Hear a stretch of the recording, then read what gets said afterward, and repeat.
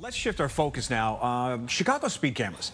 They just hit a speed bump. There's a report out by the government, a watchdog group, that says these cameras unfairly target the city's poorest people. Adam Schuster is the Senior Director of Budget and Tax Research for the Illinois Policy Institute, and he says low-income families are the ones paying big-time fines while the city is raking in millions on their backs. And he joins us this morning. Thank you for coming on to talk about this. Absolutely. Thanks for having me. Well, there's no question, these cameras, they are revenue-generating tools. They go in under the guise of safety, and in many cases, that's exactly what they do. But a lot of people know that the purpose here is so that the city can make money. How much money are we talking? So, under Mayor Lightfoot, they dropped the threshold for getting a speeding ticket from 10 miles an hour to 6 miles an hour under this automatic ticketing policy. And in the next 10 months after that went into effect, we issued as many tickets as in the entire prior 3 years combined, and took in about $84 million in revenue from these tickets, which is $20 million more than they had ever taken in any year before. So there was a huge increase in tickets, about 11 tickets, a ticket every 11 seconds, rather, is how often these things are going out. And they are predominantly targeting low-income communities that really can't afford to pay this. So this is just part of the city's nickel and diming strategy to pass the cost of its fiscal irresponsibility onto its residents, rather than getting serious about fixing its structural financial problems. All right, Adam, I just timed you while you were speaking. 48 seconds, so the city just made 4 tickets, according to your math, 1 ticket every 11 seconds.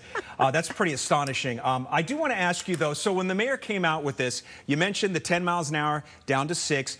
The thought process was that this would reduce potentially crashes. Have we seen a correlating drop in the number of crashes here in Chicago with that 6 mile an hour threshold?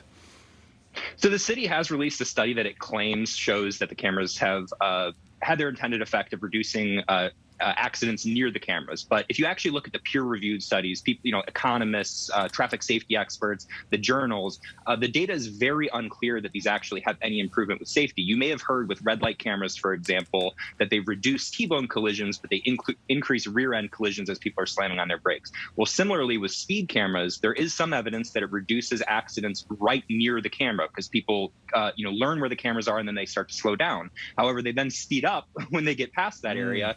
So there's some evidence that it's simply shifting accidents from around the camera to other areas of the city. But the bottom line is there's very, very little evidence of safety improvements for these cameras, but there's a lot of evidence that it brings in a lot of money for the city. So you think they're bad, you want them banned. Any other ideas, though, for revenue generating, things that the city can do to implement possibly instead? Well, I would say this. Chicago already has one of the highest state and local tax burdens in the country. And the reason that our city is broke is not because it doesn't tax enough. We have very high tax and fee regimes in this city. And the reason for that is because the city's budget is structurally unbalanced, mostly because of the cost of pensions.